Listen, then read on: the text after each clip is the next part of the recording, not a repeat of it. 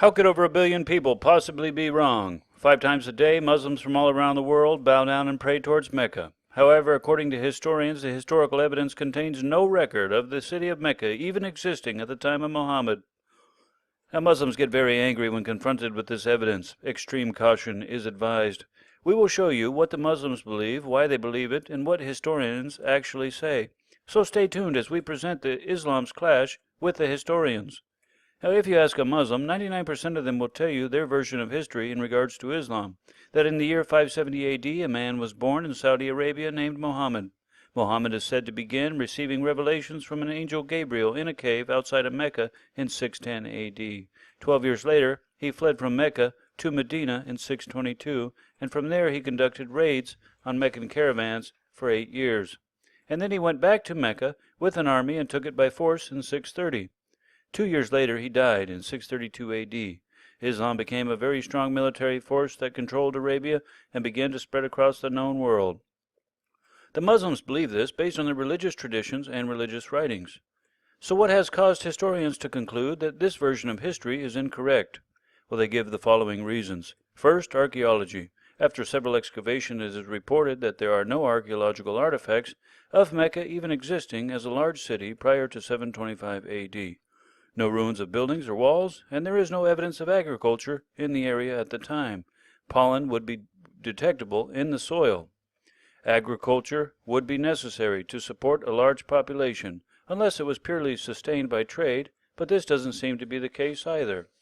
Second, they claim old maps do not contain the city of Mecca at or before the time of Muhammad. There are several maps that were used for commerce, marking all the trade routes, but these maps do not contain the city of Mecca.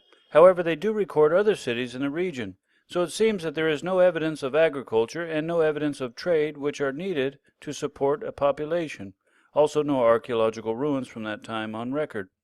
Third, they claim literature and books from the time and area do not mention a city called Mecca until much later.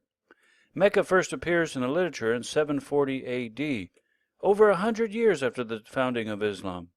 If Mecca did exist at the time of Muhammad, it would be very surprising for the surrounding nations to have no record of its existing, especially if Mecca was supported by trade.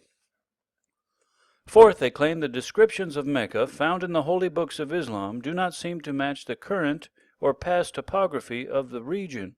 For example, the books mention vegetation, fruit fields, water in the center of trade, and the mother of all cities, as well as canyons, cracks, and canals, which don't seem to match.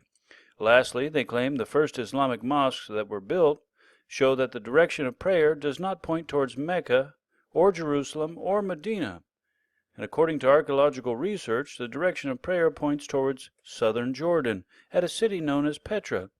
For the first 100 years of Islam, all the mosques point towards Petra as the direction of prayer. Here is a list of the mosques that point towards Petra. You can get details about them on ArcNet and look at them at googleearth.com.